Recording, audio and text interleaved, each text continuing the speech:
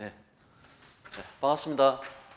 연금수리 강의를 맡게 된 곽광오라고 합니다. 네.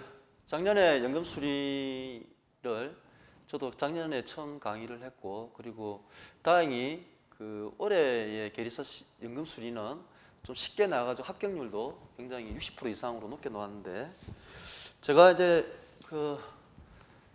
시험 출제의 경향이라든가, 그리고 제가 이제 올해 이제 두 번째 연금수리 강의를 하면서 조금 강의와 관련해 가지고 진행 방법을 지난번하고 좀 다르게 좀 해보려고 그래요.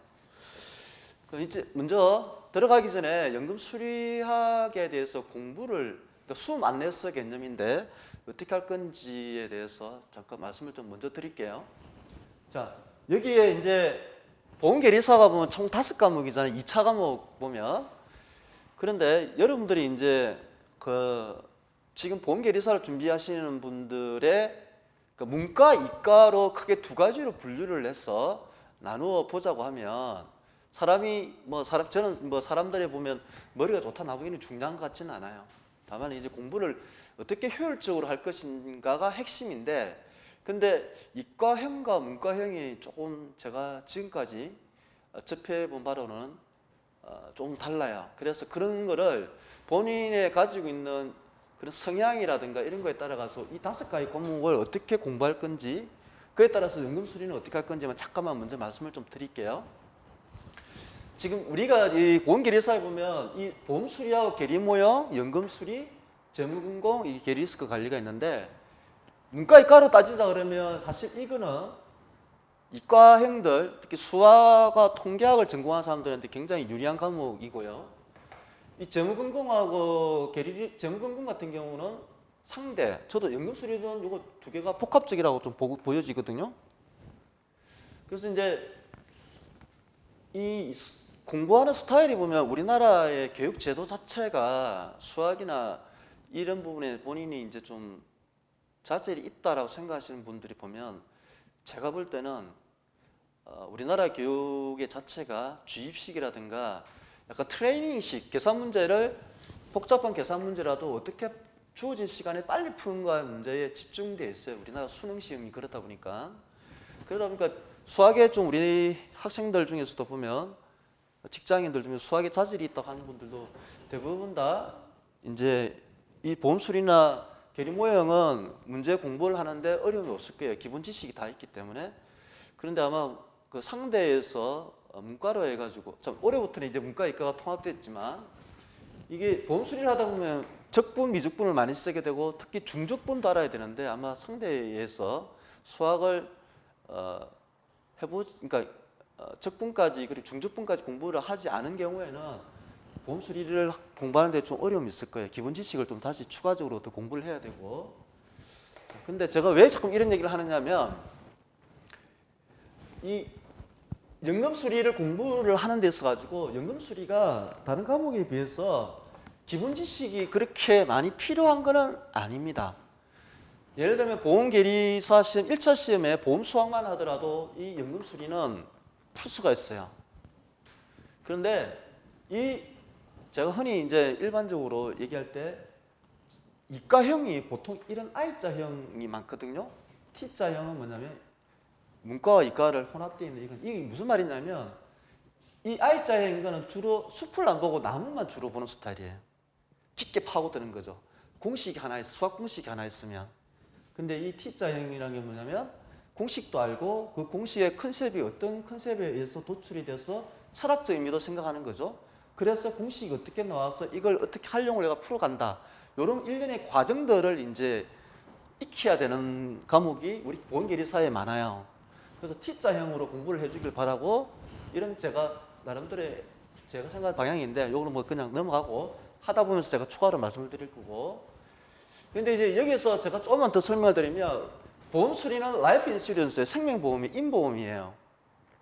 그런데 계리모형이 나오는 이거는 손해보험 쪽이에요. 일반 보험 쪽.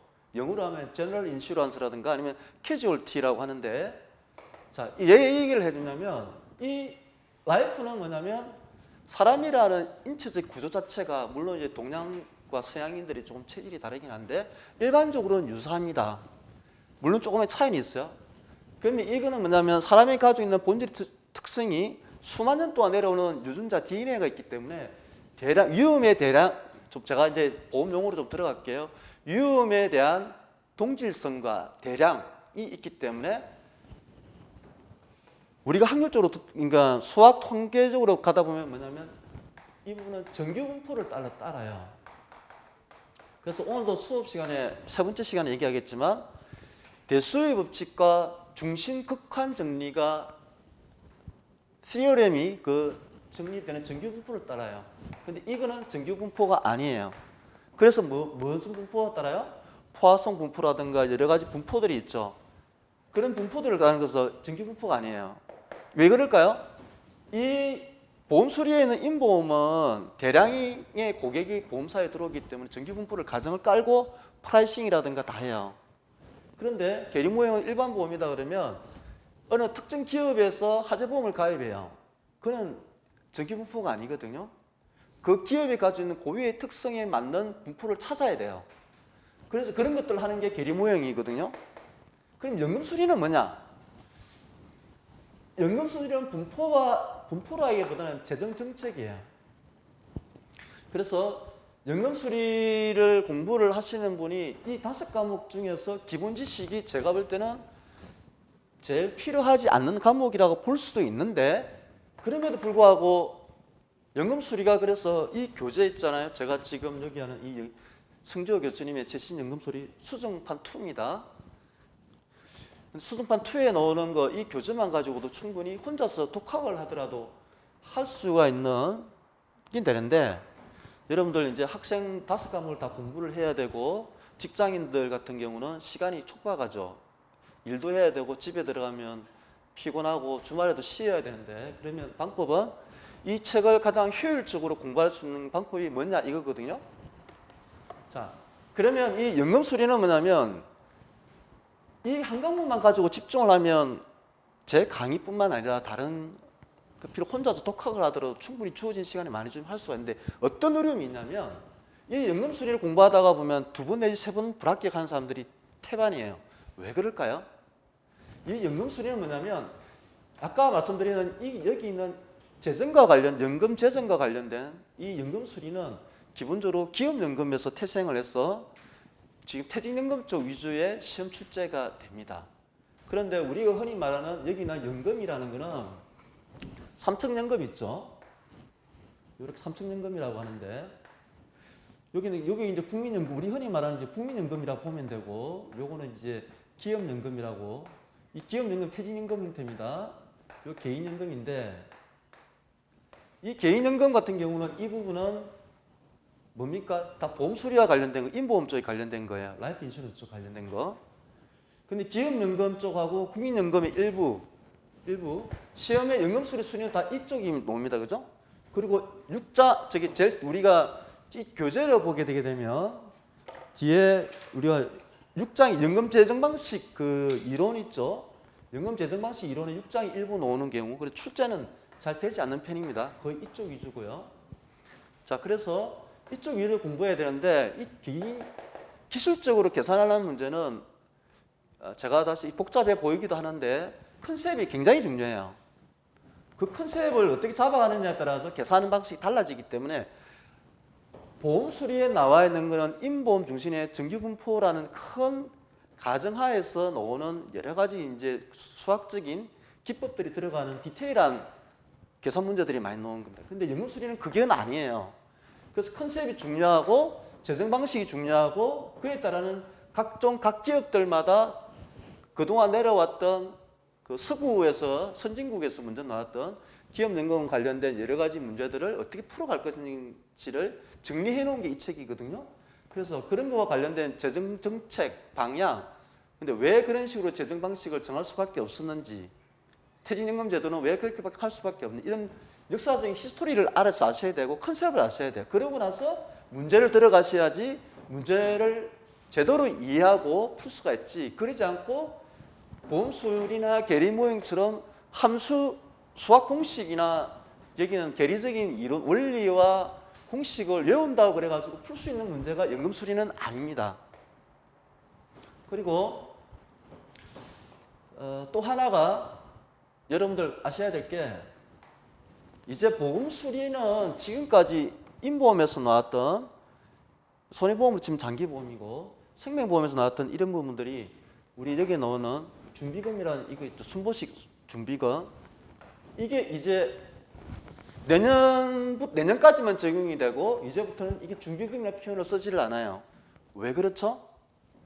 IFRS 17. 그럼 이거는 엄청나게 보험산에 큰 변화가 일어나는 거예요. 자, 그래서 여러분들이 내년까지는 2022년까지는 IFRS 4라는 현행 기준의 보험 수리 중심의 준비금 제도가 유지가 되는 마지막 해입니다. 23년도부터는 이 준비금이라는 용어를 보험 수리적에서 나오는 준비금이라는 용어를 이제 쓰지를 못합니다.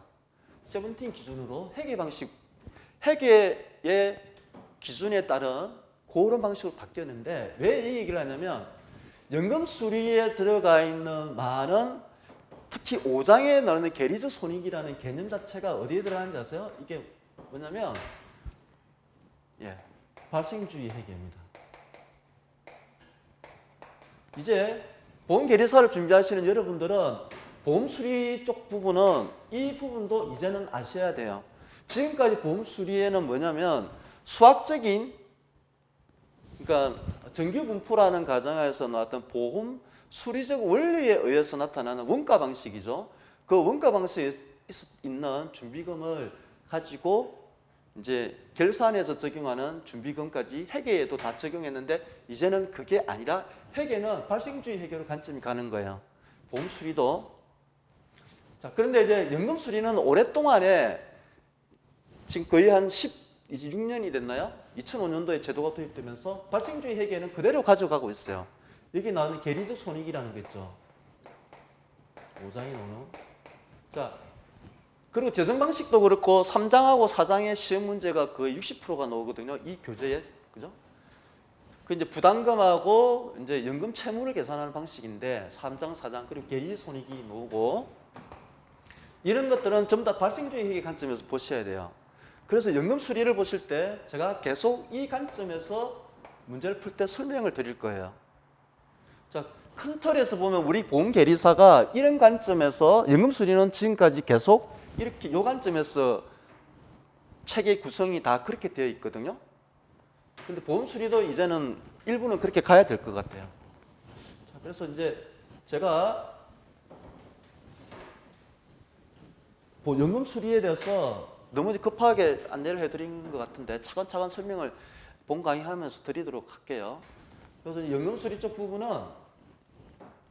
이 발생주의 회계, 그러니까 기본적으로 퇴직연금이라는 게 어떤 히스토리를 가지고 발전을 해왔고 발전하는 과정에서 재정 방식을 어떤 식으로 진화해 왔는지를 이제 설명하면서 계산 문제 있죠. 부담금하고 연금 채무 계산하고 그에 따라서 회계 결산을 할 때 계리적 손익을 어떻게 반영하는지 이런 일련의 과정이거든요. 거기다 플러스 국가적인 차원에서의 재정 방식 있죠. 그죠? 국민연금 같은 거 예를 들면 그런 방식으로 6장에서 어떻게 이런 식으로 체계 구성이 흘러가 있어요. 그런데 여기서 여러분들이 큰 거를 연금 수리를 실패를 하지 않으려면 큰 거를 먼저 보셔야 돼. 방금 말했던 그런 거. 그리고 나서 계산하는 문제를 푸셔야 돼요. 근데 지금까지 보면 대부분 다 이거 먼저 계산을 하다 보니까 이 큰 거를 못 봐가지고 그리고 또 하나 연금 수리가 2014년도부터 이 연금 수리가 되면서 초창기부터 작년, 재작년까지도 혼란이 많이 있었던 과목이에요. 왜 그러냐 그러면 기업연금 제도에 따라서 푸는 방법이 다 다르기 때문에 보험 수리처럼 정형화된 게 아니에요. 그러다 보니까 정착하는데 시간이 좀 걸렸던 것 같고요. 자, 그게 이제는 올해 작년부터 재작년부터는 서서히 이제 그런 에러들은 문제 출제에 대한 오류들은 줄어들고 이제 이 교재 중심으로 해가지고 문제는 이제 정착이 되어가는 것 같습니다.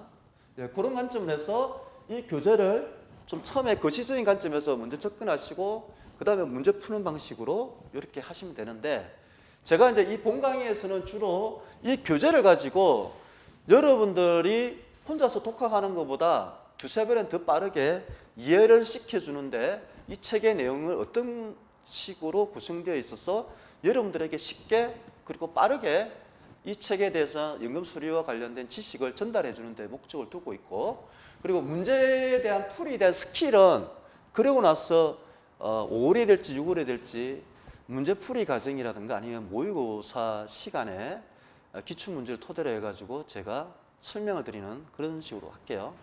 근데 만약에 제가 여기도 학생들 올해도 가르쳐 본 결과는 뭐냐면, 앞에 나와 있는 이거 있죠. 이거의 기초와 관련된 예력이 부족하다 보니까 문제의 스킬은, 수학이라든가 통계학 하신 분들은 이 문제 스킬은 빨리 익히는데 초기에 이게 머릿속으로 정리가 안 돼 있다 보니까 자꾸 헷갈리는 거야. 이렇게 풀고 저렇게 예. 그래서 먼저 요거를 연금수리는 이게 아닙니다. 이거부터 먼저 하시고 공부하셔야 돼요. 이렇게. 예. 자, 그렇게 하고 재무공고는 뭐 제가 추가로 말씀드릴 건 없고, 게리스쿨 관리도 제가 출제를 할 건데, 요거 같은 경우도 이제는 지금까지 공부하던 방식으로 하면 안 됩니다. 세븐틴하고 킥스가 제도가 이제 확정이 되었기 때문에 이것도 아마 규정이 초안이 지금 놓아 있는데 그 초안 따라가지고 공표만 남아 있거든요. 그래서 그거 따라가지고 이것도 많이 바뀌어야 됩니다.